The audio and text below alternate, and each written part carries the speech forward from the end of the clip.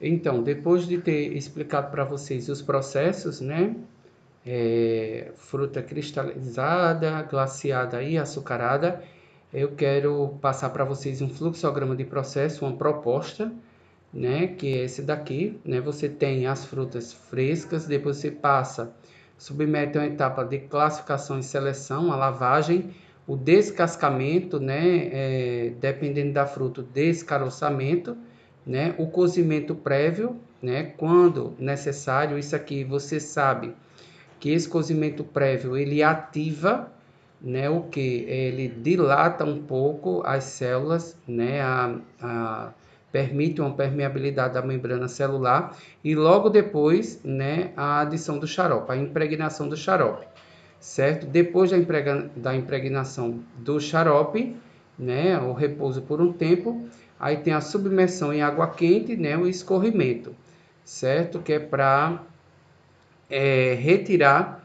né, uma parte, aquela que ficou na superfície. Depois você tem a secagem, né, essa secagem é feita numa temperatura não muito alta, mais ou menos por 8 a 12 horas, tá? E depois você pode recobrir com açúcar ou embalar, certo? Dependendo do tipo, né, de fruta cristalizada que você quer obter, certo? Uma ou outra etapa vai ser adicionada a esse processo, né? Na questão da impregnação, vai ser repetida, né?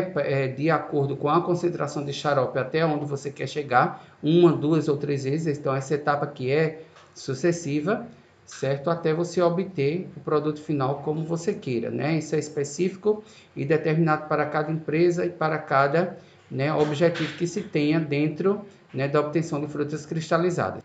Então vamos lá, vamos seguir aqui à frente, certo? Preparo da calda e a imersão. Então, inicialmente você tem uma calda com baixa concentração de açúcar, né? Depois você aumenta, né, a concentração sucessivamente até o equilíbrio. Então, tempo de 12 a 24 horas, né, em cada concentração de calda diferente. Tá? Então, os frutos são imersos para cozimento.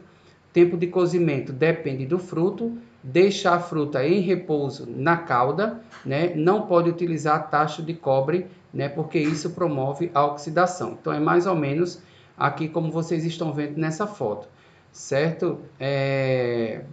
Essa impregnação do xarope, primeiro ela é feita, né, com um aquecimento. Você, por exemplo, colocou a fruta numa imersão de uma solução de 20% de sacarose, então você ferve, né, deixa um tempo e depois você desliga e deixa aquele fruto em repouso de 12 a 24 horas, certo? O objetivo dessa fervura é exatamente promover aquilo que eu falei para vocês, né, fazer com que haja uma dilatação, né, uma permeabilidade na membrana para que entre mais facilmente, para que seja trocado mais facilmente, né, os líquidos, né, intracelular com a parte externa, né, da célula, certo? Então, agiliza a entrada de açúcar dentro da célula. Então, depois vem a saturação das frutas e preparo da calda, né, que é a impregnação do açúcar na fruta, né, inicia com baixa concentração na calda, depois aumento gradativas e sucessivas, né, o ponto, né, ao inclinar a panela, né, a calda escorre com dificuldade, então esse é o ponto, né, quando você quer obter, né, uma calda, né, completando-se a impregnação do açúcar, faz-se uma nova calda para término do processo. A finalização para melhorar a cristalização, principalmente, né, espelhado e glaciado. Então, isso aqui são etapas, né, que só complementam aquilo que eu já falei para vocês.